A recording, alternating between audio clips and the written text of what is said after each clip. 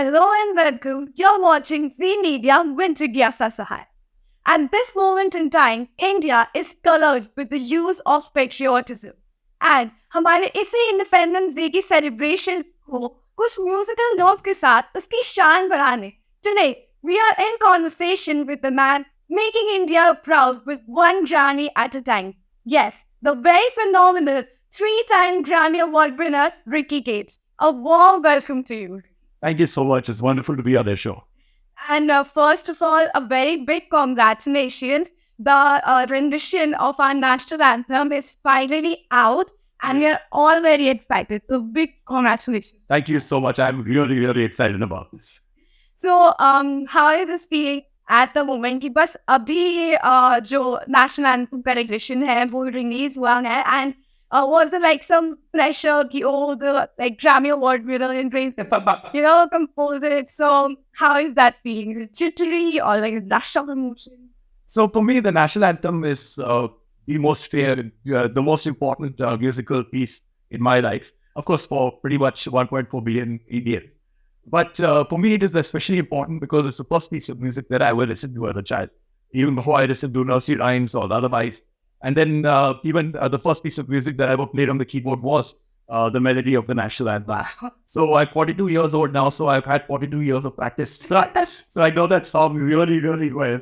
And at the same time, I love working with symphony orchestras now in my professional career. I work with symphony orchestras all over the world in many countries.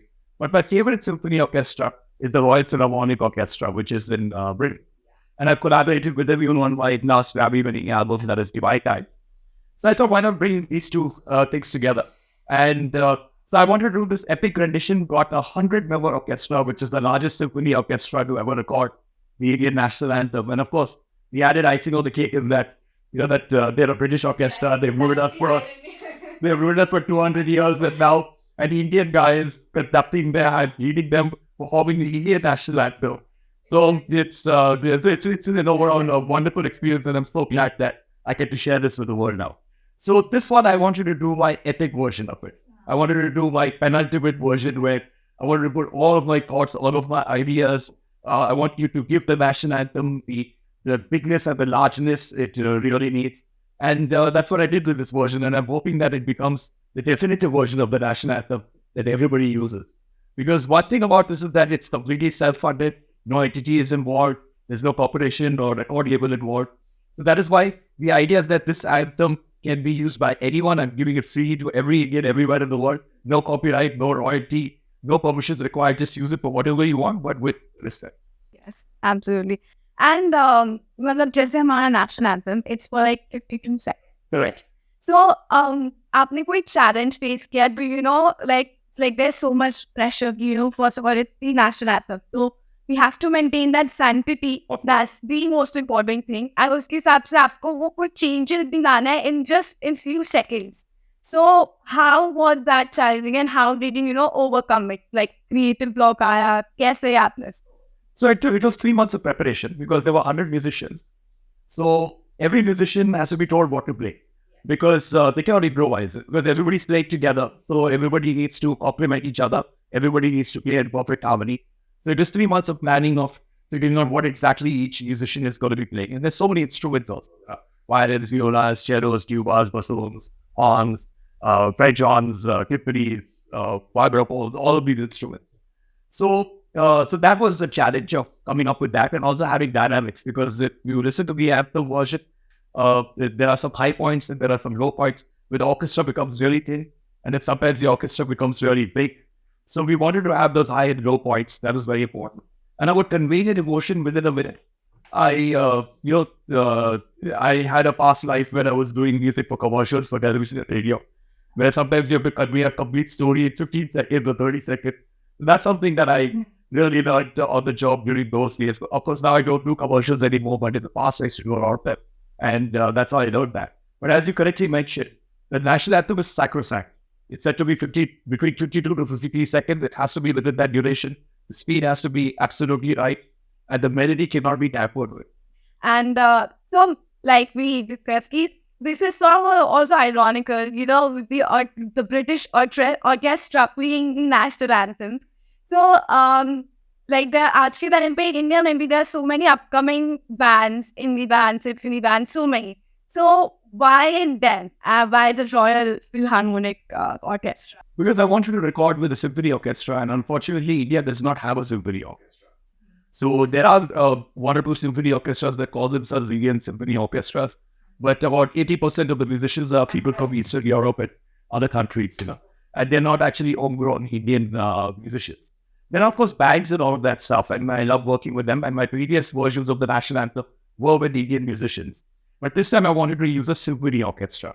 And symphony orchestras, as I said, unfortunately do not exist in India. I'm hoping to change that. I'm working towards changing that. I'm working towards having a homegrown, proper professional symphony orchestra in India.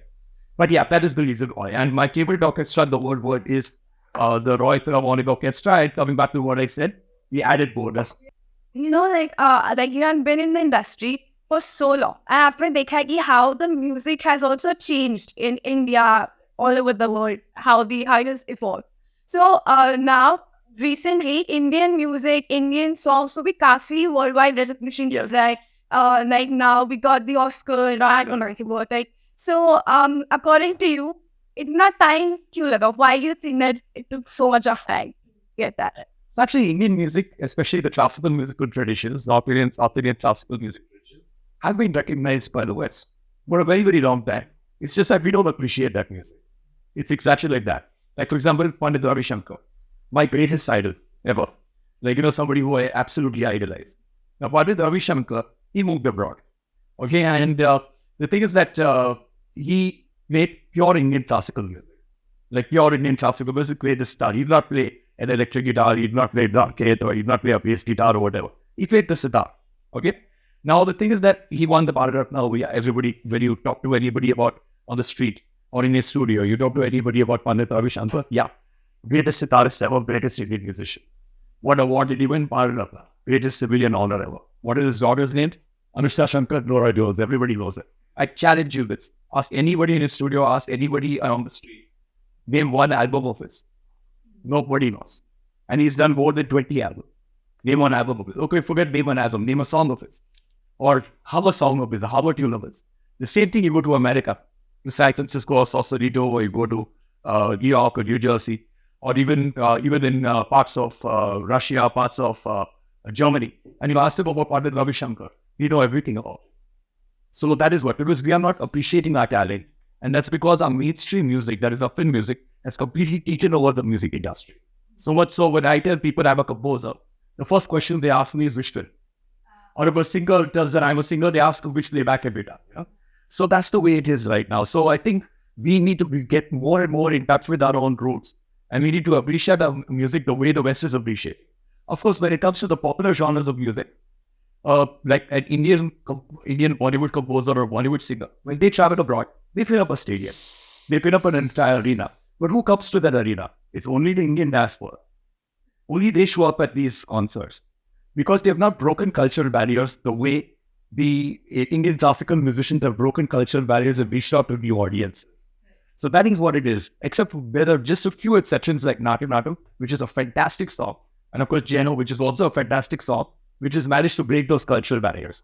But besides a few names of songs which you can count on your fingers, no other film song or mainstream Indian song has broken cultural barriers. It is these classical musicians that are doing it, but we are not appreciating it.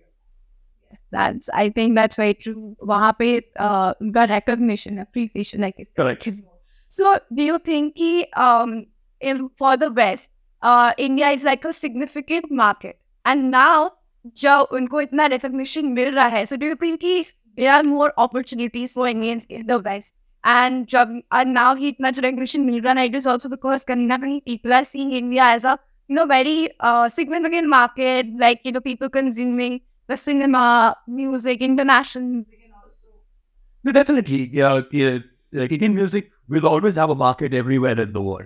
As I mentioned, when it comes to classical music, that's why some of the greatest classical musicians have moved abroad, because they find that that they are able to do a lot more concerts over there. They are appreciated a lot over there. All of that stuff. In India also, it's happening right now. I think there is an upward swing where non-film music is getting a lot of recognition in India. And musicians the way are getting a lot of work. But I work with a lot of Indian musicians in my band and my in my concerts. In fact, I did a concert in Delhi just 2 days ago at City Fort Auditorium.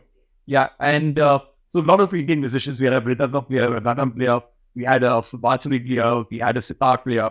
So we had some amazing Indian musicians, and all these Indian musicians are traveling so much outside of India that it's difficult for me to get them to my concerts. They're constantly touring Europe, constantly touring America, Australia, parts of Africa, and parts of Eastern Europe.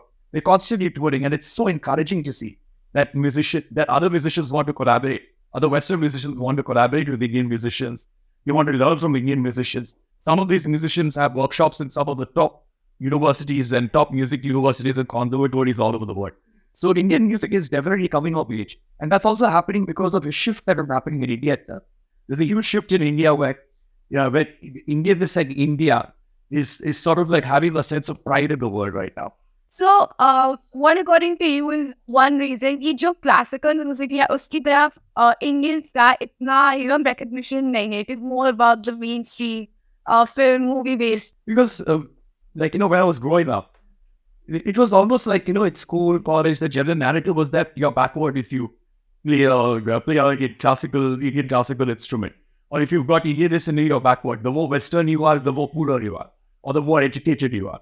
That is what we've been grown up on here. And now they're just seeing it shift now. Now that needs to shift, and it needs to shift very quickly. So whether that's happening quickly or not, as quickly as it should be or not, that is the question. But I see that shift happening right now where there's a lot of pride in being Indian.